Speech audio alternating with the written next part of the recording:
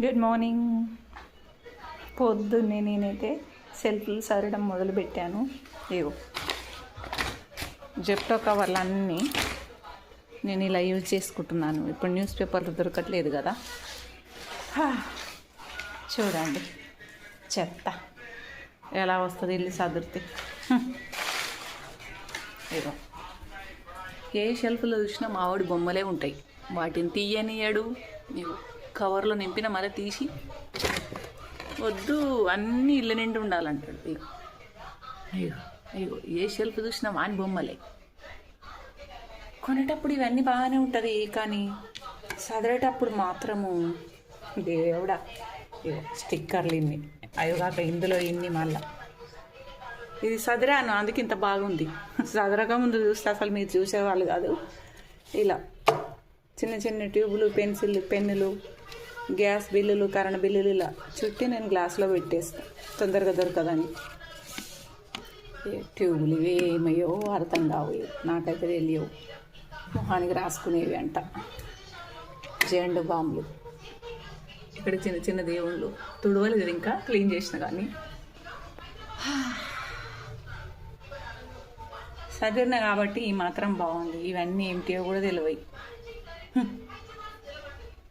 ఇది ఇంకా ఉంది చాలా. గిఫ్ట్ వచ్చింది, ఇది ఇంకా ఓపెన్ చేయలేదు. బాక్స్ అంట కొద్దిసేపు అయితే ఇంటి నిండి ఇవే ఉంటాయి. ఇక మొత్తం ఇన్ని రోజు ఇల్లు కడతాడు పడేస్తాడు. ఇక ఇన్ని ఇట్లుంది కథ పిల్లలది. చూడండి మావాడు బొమ్మలు. ఇది బుల్డోజర్ అంట.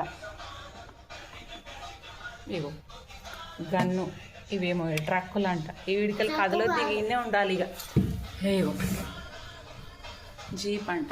ఇదేందుకు ఇది? ఇదొకటి. ఇగో ఇదొకటి కొత్తగా మొన్న చిన్న చిన్న బుడి బుడి కార్లు. ఆటోనా ఇది? ఇదొక కారు. ఇగో బస్సు. ఇదొక కారు. ఇవన్నీ ఇక తీయొద్దు, ఈయనే ఉండాలంట, కదలొద్దు. ఇవి నేను సదురుతున్నాను, నిద్రలకి వెళ్ళి లేచి వచ్చి మరి తీయక అక్కడి నుంచి అని చెప్తున్నాడు.